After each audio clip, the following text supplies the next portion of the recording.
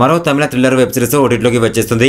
అయితే ఇది తెలుగులోనూ స్ట్రీమింగ్ కానుండడం విశేషం. మంగళవారం సెప్టెంబర్ 30న మేకర్స్ ట్రైలర్ రిలీజ్ చేయగా స్ట్రీమింగ్ తేదీ త్వరలోనే అనౌన్స్ చేయనున్నారు. తెలుగులోకి మరో తమిళ థ్రిల్లర్ వెబ్ సిరీస్ ఓటీటీలోకి రాబోతుంది.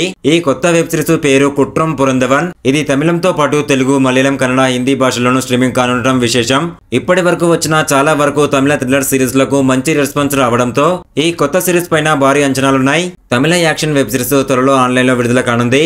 పశుపతి లీడ్ రోల్ లో నటించిన ఈ ఇంటెన్స్ థ్రిల్లర్ త్వరలో Sony LIV OTT play premium లో అందుబాటులోకి రానుంది. Kuttram Purindhavan the guilty one అనే కొత్త సిరీస్ కు సంబంధించి సోనీ లివ్ మంగళవారం సెప్టెంబర్ 30న ఒక గ్లింప్స్ ను రిలీజ్ చేసింది. కుట్రం పురంధవన్ అనేది ఒక క్రైమ్ థ్రిల్లర్ వెబ్ సిరీస్. కొన్ని సీక్రెట్స్ ను ఎప్పటికీ దాచలేం అని వెబ్ సిరీస్ ట్రైలర్ చూపిస్తుంది. రిటైర్ అవ్వడానికి సిద్ధంగా ఉన్న ఒక పోలీస్ ఆఫీసర్ ఒకరికి సహాయం చేయకపోతే అది కాస్త ఎదురుతన్ని నైతిక సంఘటనలో పడతాడు. అతను మేర్సీ అనే ఒక చిన్న పిల్ల మిస్సింగ్ కేసులో ఇరుక్కుంటాడు. కానీ తాను ఉన్న దారుణమైన పరిస్థితుల కారణంగా నిజం చెప్పలేకపోతాడు.